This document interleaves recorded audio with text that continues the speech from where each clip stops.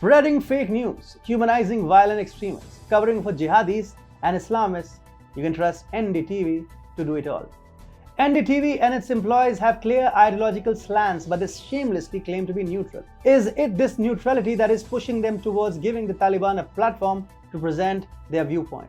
Is it this neutrality that has caused NDTV to ignore the barbarity of the Taliban and allow them to peddle their agenda on live Indian television? That certainly seems to be the case. Hi and welcome. This is TFI English, the national socio-political analysis arm of the TFI Media Group. I'm your host Atul Mishra, and in this video, I will tell you how NDTV has once again put the profession of journalism to shame. Let's begin. NDTV is a notorious media organization, financial fraud, tax evasion, deceiving shareholders of a public listed company, collusion with powerful politicians prior to 2014. The media organization has reportedly done it all. Historically, NDTV has been sympathetic for terrorists and their extremist organization, calling them fighters on bad days and militants on good ones. Post 2014, the times have largely been bad for the media organization, in contrast to how they were good back when the channel found itself involved with absconding fugitive Vijay Mallya. These days, NDTV is rather busy giving a platform to marauding Talibanis who are ravaging Afghanistan in their quest to establish an Islamic emirate 20 years after the group was ousted from Kabul.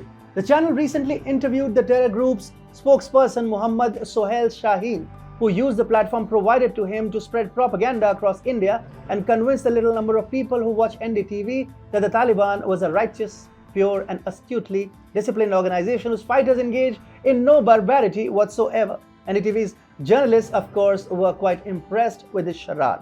In his interview with NDTV, Shaheen rubbished reports about 22 surrendered Afghanistan security forces personnel being massacred by his organization.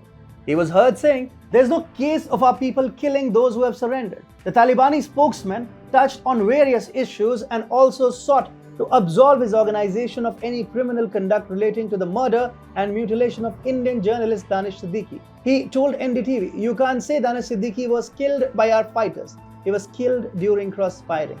The Taliban spokesperson said that Siddiqui was traveling along with the Afghan forces and there was no difference, whether they are security personnel or militia or soldiers of Kabul or a journalist among them. NDTV on its part allowed this unadulterated nonsense to be peddled on its platform.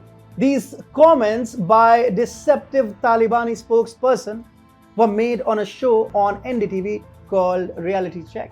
Shaheen also used NDTV's Reality Check platform to rubbish reports about Afghan girls as young as 15 being forced into marriage by the Taliban.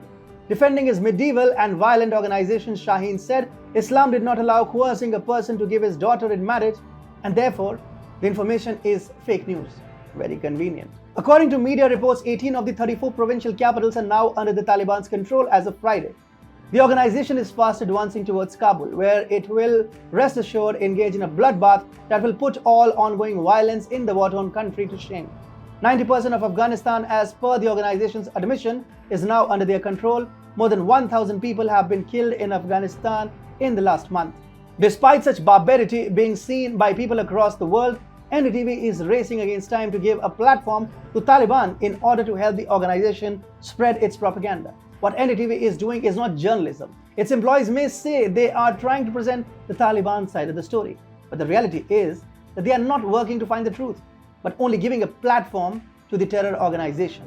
The NDTV is cowardly. While it gives the Taliban a free platform, it gets readily intimidated by Indian Islamists and their gangs on social media. Case in point being the recent deletion of a tweet by NDTV in which they provided a COVID-19 update using a picture of a Muslim wearing a skull cap. Threatened by the likes of Sharjeel Usmani, NDTV was fast to delete its tweet. Now that the media organization is drawing major flack for giving the Taliban a platform for peddling its agenda, NDTV is least bothered to delete any tweets or apologize for its unjournalistic conduct. In the past, NDTV and its employees, both present and former, have never shied away from siding with violent extremists. Barkha had referred to Burhan Wani as the son of a school headmaster after he was eliminated by security forces in a brazen attempt at humanizing the man.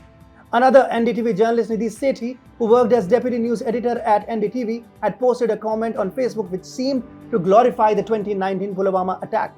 She had written, where a grisly 44 has been proven to be greater than the mythical 56. This was accompanied by How's the Jash.